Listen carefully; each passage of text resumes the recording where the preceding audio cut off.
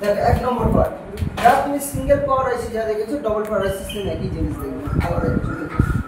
1 নম্বর পার্টে দেখো এটা হচ্ছে কন্ট্রোল পার্ট। কন্ট্রোল পার্টে দেখো ক্রিস্টাল লাইন আছে না? দেখো ওর কিন্তু তোমার দেখো fault line power PS4 power on reset আছে না? SPI ক্লক আছে, তোমার স্লিপ ক্লক আছে, ভিভি ক্লক আছে, আলাদা কিছু আছে? আলাদা কিছুই নেই, ঠিক আছে?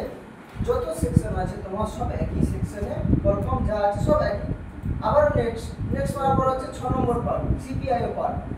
নেক্সট মার্কার হচ্ছে 4 নম্বর গ্রাউন্ড পার্ট। নেক্সট মার্কার হচ্ছে 3 নম্বর পার্ট। 3 নম্বর পার্ট এটা কিসের পার্ট? কিসের পার্ট? 3 নম্বরে এটা কিসের পার্ট? বাক কয়েল পার্ট।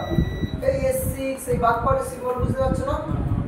এগুলো হচ্ছে বাক লাইন। কটা বাক লাইন আছে? 1 2 3 4 5 5টা কয়েল এবারে আছে। তাহলে এখানে বোর্ডে কটা কয়েল আছে?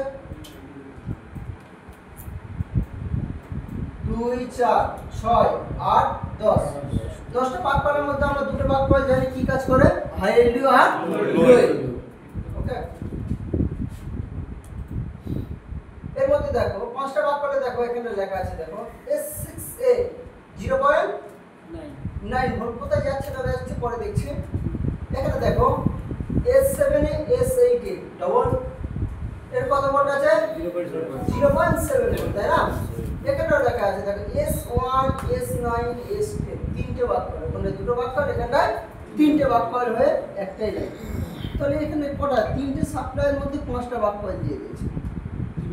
এখানটায় দেখো এই তিনটে বাক কয়েল, এই দুটো বাক কয়েল, এই একটা বাক কয়েল, তাই না? আবার নেক্সট মারছি। নেক্সট মার পরে 2 নম্বর পার্ট। 2 নম্বর পার্টে দেখো আরো তোমার দেখো 5টা বাক কয়েল আছে। 1 2 3 4 সরি 2 3 4 5, তাই না?